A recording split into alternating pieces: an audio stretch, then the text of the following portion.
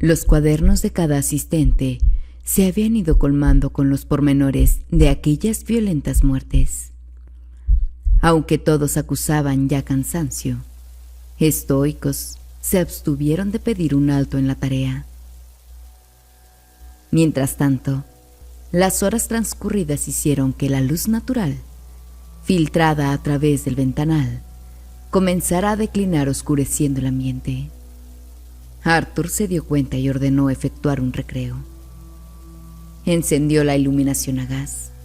Después, acudió a la cocina, retornando al rato con una nueva ronda de té caliente, acompañado de más pastas. Cuando depositó la bandeja arriba del escritorio para servir a sus convidados, vio la cara de decepción de Bachelor y, apiadándose de su amigo, fue hacia el armario donde guardaba bebidas más espirituosas. Extrajo de ese mueble la que sabía que aquel, de poder elegir, más apetecería: una botella de brandy, la cual ubicó, junto con su respectiva copa, encima de una mesilla a la vera de su asiento. Los demás aceptaron, de aparente buena gana, la infusión que el anfitrión vertió en cada taza. Previo volver a ocupar su puesto delante de la pizarra saturada con trazos de tiza. Ninguno había formulado preguntas, ni realizado observaciones o comentarios ante la exposición de Arthur, desde que Barrett hizo la crónica de su participación en la pesquisa del crimen de Martha Tabram, salvo la intervención y las preguntas de Bárbara al examinarse el homicidio de Mary Jane Kelly. Ahora nuevamente sería la joven periodista la primera en romper el hielo.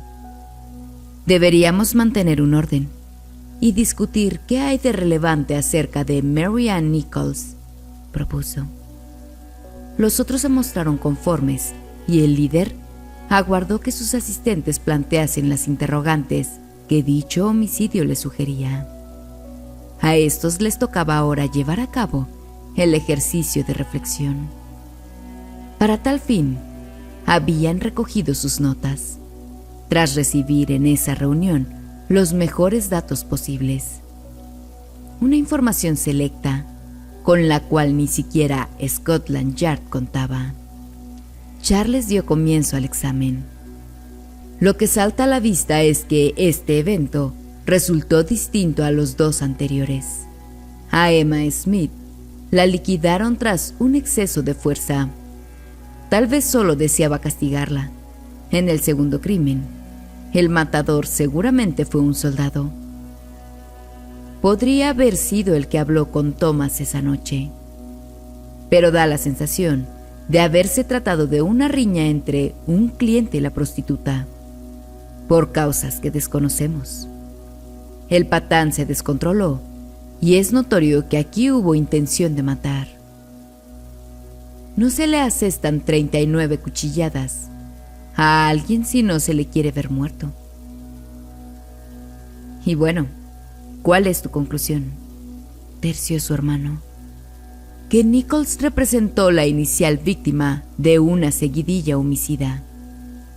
Para mí no queda otra cosa por pensar. El bribón llamado Jack el Destripador fue quien ultimó a esta infeliz. Hizo un intervalo y completó.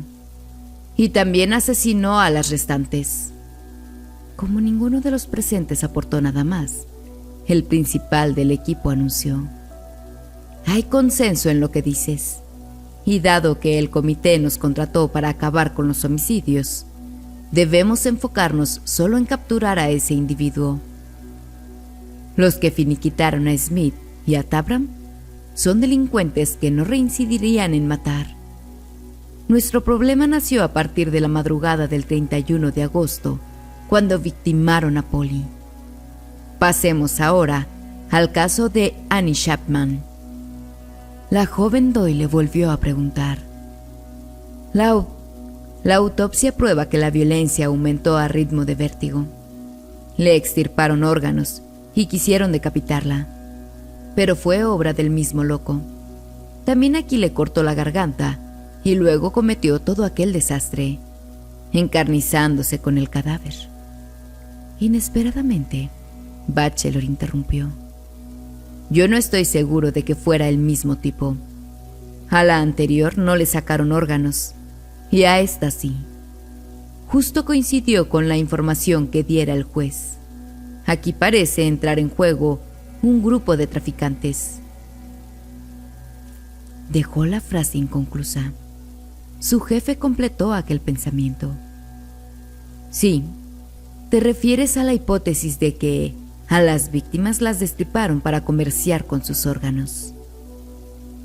La encuesta judicial a raíz del óbito de Chapman, inducido en el sensacionalismo que fue permeado a esos sucesos. La especie del tráfico de órganos como móvil de los crímenes se recogió por los periódicos, extendiéndose al público cual reguero de pólvora. El doctor Baxter, quien presidía la instrucción, narró que las autoridades de una facultad de medicina británica le llamaron, asegurándole disponer información de máximo interés para la causa judicial. Se dirigió a dicha entidad, donde el viceconservador del Museo Patológico de Londres lo puso al corriente. Según pretendían, meses atrás, un norteamericano había visitado esa institución rogando que se le facilitase cierto tipo de órganos, coincidentes con los que, a posteriori, faltarían en el cadáver de la difunta. Ofreció pagar 20 libras esterlinas a cambio de cada pieza anatómica. El extranjero adujo ser un cirujano que venía trabajando en un tratamiento para curar trastornos femeninos. Explicó que su intención radicaba en conservar las muestras orgánicas en glicerina en vez de alcohol, manteniéndolas así en estado flácido a fin de que arribaran intactas a los Estados Unidos. La petición del misterioso presunto médico fue rechazada por los responsables de la facultad. Tras rememorar tales hechos, escéptico, Legrand manifestó su opinión. La anécdota es muy vistosa, pero no me la creo. Que estos asesinatos tuvieran por objetivo robar vísceras a unas prostitutas, arriesgándose los culpables a ir a la horca, suena a dislate.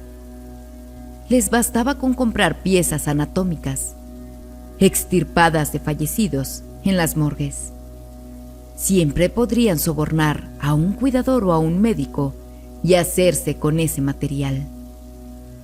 John no insistió en la versión del tráfico de órganos y los demás estuvieron de acuerdo con que la reciente matanza acaecida en Whitechapel no parecía impulsada por tan extravagante móvil. Pero el expositor estimó más concluyente zanjar el punto mediante una referencia criminológica. Después de todo, ya hace mucho tiempo que ocurrió lo de Burkley y Hare, remarcó. Iba a abordar otro asunto cuando percibió el desconcierto reflejado en sus oyentes. Ninguno tenía la menor noticia acerca de aquel célebre y lóbrego caso policial que dio por sentado todos conocían. Ni siquiera Bárbara, quien cabía presumir que fuese la más informada de los cuatro.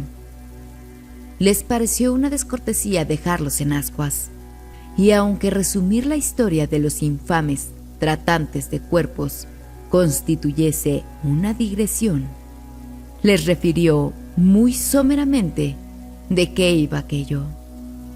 60 años atrás, en Edimburgo, Escocia, 2 truhanes encargados de una pensión se dedicaron a asesinar mediante estrangulación a huéspedes y a vagabundos que por ese hostal repostaban. ¿La razón de tamaña perfidia? Vender los cadáveres a los cirujanos que los diseccionaban para una clase de anatomía. Tras salir a la luz los delitos, William Burke, que oficiaba de ejecutor principal, fue colgado en una plaza pública. Realizado ese breve e ilustrativo paseo por el pasado criminal británico, Arthur retomó el control del encuentro. Llegamos ahora al 30 de septiembre. ¿Qué pueden decir de la amiga de Longleat? Sabía que Charles y John habían entrevistado al frutero Matthew Packer previo a que éste declarase ante la prensa y la policía. Su hermano resumió: ese viejo no sabe demasiado. Nos describió al individuo que estaba con Stride a las 0:15 y le compró las uvas. Era un oficinista echando una canita al aire y engañando a su esposa. Al menos esa fue la sensación que le dio. De ser así, no creo que se trate de un sospechoso válido. Había concluido su intervención, pero al notar los rostros interrogativos de sus colegas, creyó menester redondear el concepto vertido y añadió: un verdadero asesino no se deja ver con una ramera a la vista de todos. Se puso a escuchar, junto con ella, la música que provenía del local público de Werner. Pero eso no prueba nada en su contra. Legrand señaló a Barrett, que aún no había intervenido, animándolo a emitir su parecer. Venciendo su habitual timidez, el guardia le puso al corriente de su participación en la redada. Fue de los agentes que revisaron el club político, en cuyo pasaje lateral aquella infeliz muriese acuchillada. Refirió cómo indagó a Lois Diemschutz, el portero que iba hacia allí con su carro de venta ambulante de baratijas, la cual, de hecho, constituía su segunda actividad. Un aspecto de su rememoración pareció revestir especial interés cuando contó: el hombre estaba nervioso, no era para menos. Dijo que su pony se negó abruptamente a seguir adelante y entonces él se dio cuenta que había un bulto caído en ese pasadizo. Se bajó del carro, encendió una cerilla y vio a la mujer muerta, con la garganta abierta y sangrante.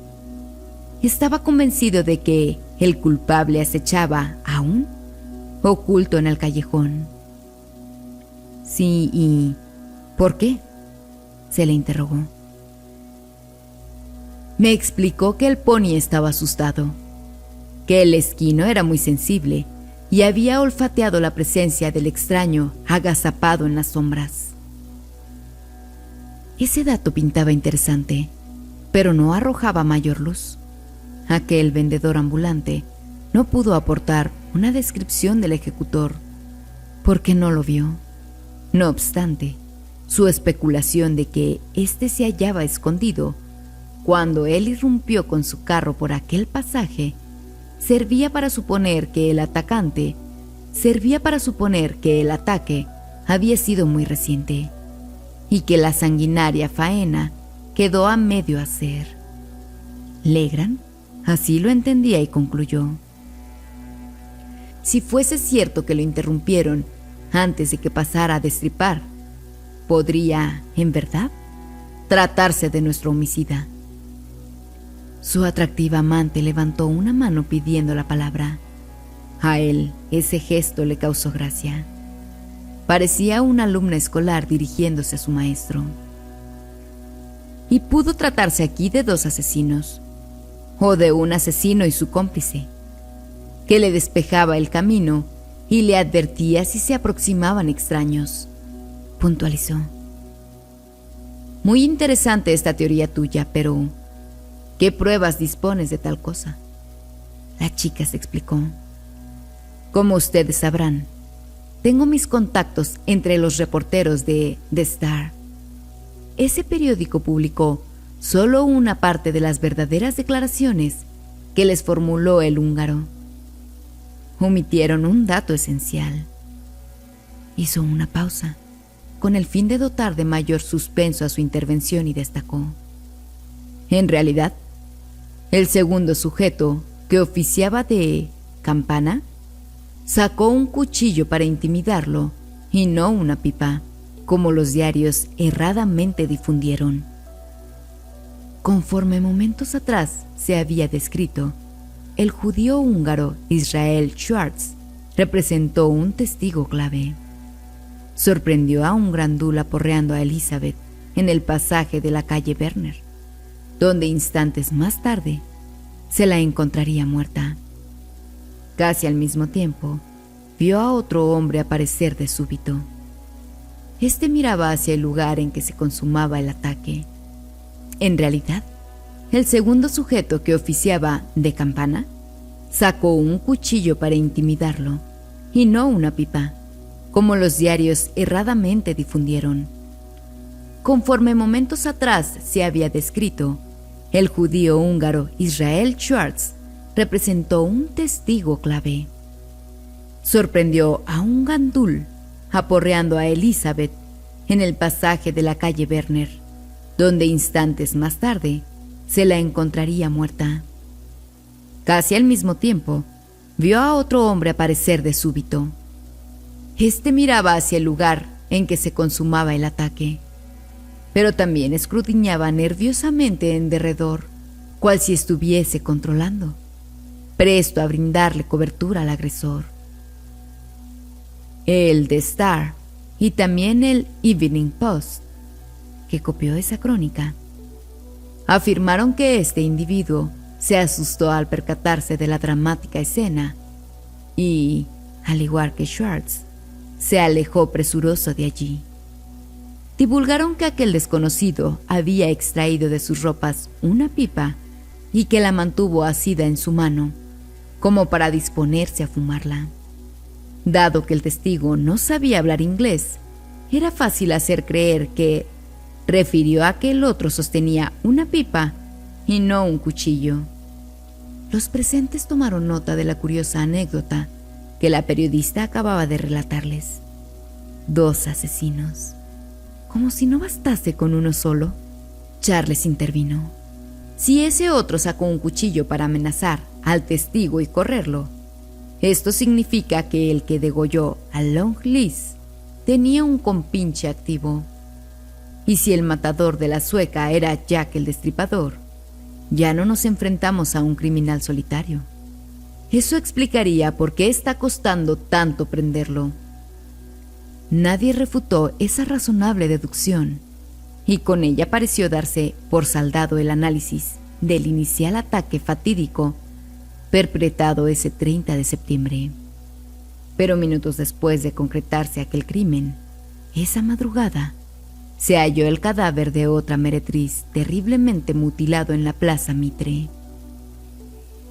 En su papel de moderador, el cabecilla recordó que debían tratar el caso de Catherine Edowes. Los investigadores coincidieron en que era palmario que a aquella la eliminó el destripador. Resultaba llamativo que, a la 1 de la mañana, la dejasen salir del calabozo de la comisaría de Bishopsgate y poco después le quitasen la vida. ¿Y qué decir del críptico mensaje trazado en la pared, donde arrojaron un delantal con trazas de sangre que podría haber pertenecido a la finada? Allí se anunciaba que los judíos serán los hombres a quienes no se culpará de nada. ¿Pero en verdad se aludía a los judíos? La palabra estaba mal escrita. Aparte, aquella consigna antisemita podían haberla estampado previo a que la sucia prenda fuese arrojada en ese sitio y quizás no guardase vinculación alguna con el homicidio de Kate. A su vez, el que había degollado a Stride no estaba saciado y necesitaba, con feroz urgencia, volver a asesinar y a eviscerar, se preguntaron. Como todas estas interrogantes quedaban sin respuesta, el detective reanudó su exposición. Y por si fuera poco, 2 homicidios en un mismo día. Para colmo, esto, anunció a sus escuchas, tras lo cual buscó en su escritorio hasta ubicar una copia de la epístola que dio sus alias al anonimato victimario del East End londinense.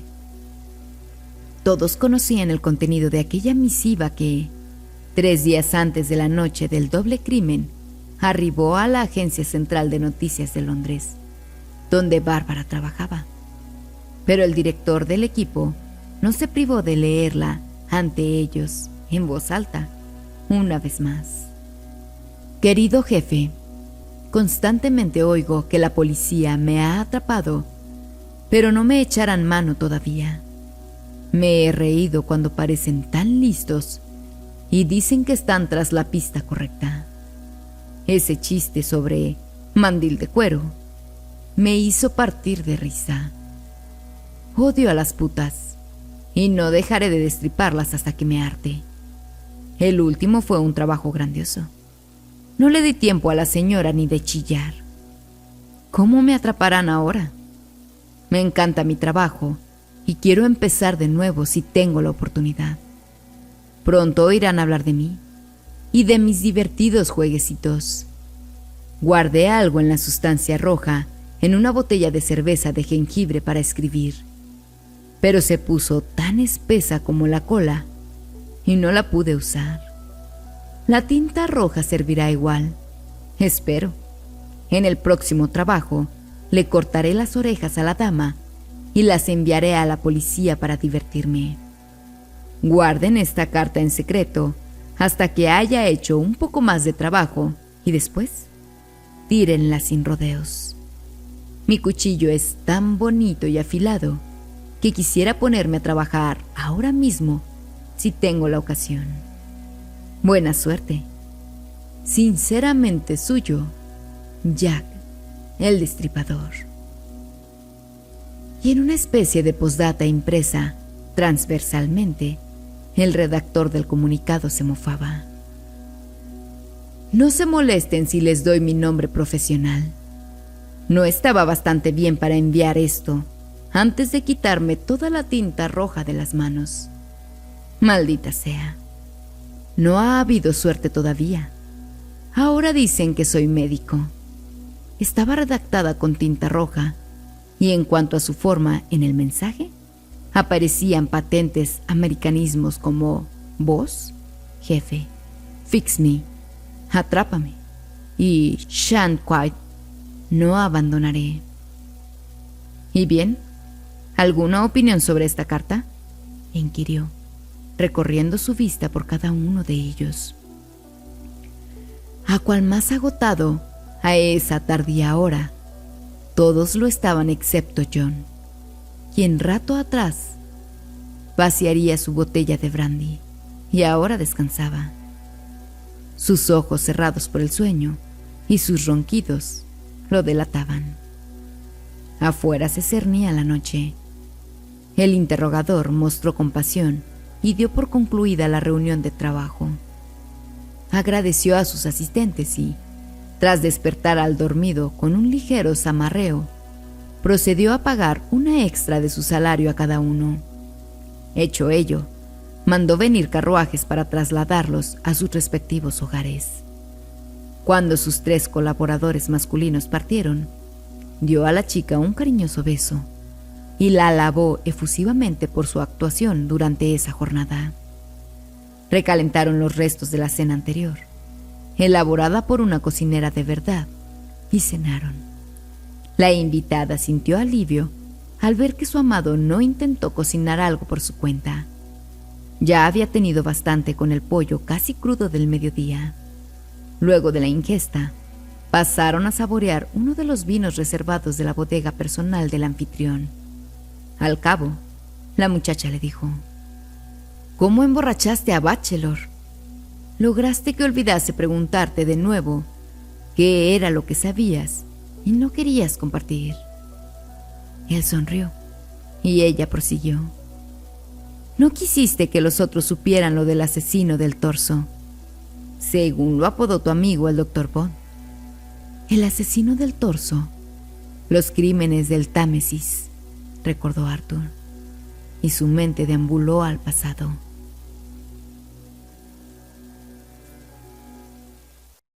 Gracias a los miembros del canal que hacen que este proyecto sea posible. Si aún no te unes, ¿qué esperas? Pero si no está en tus posibilidades, comenta un gracias y deja tu like para que nuestro contenido pueda llegar a más personas.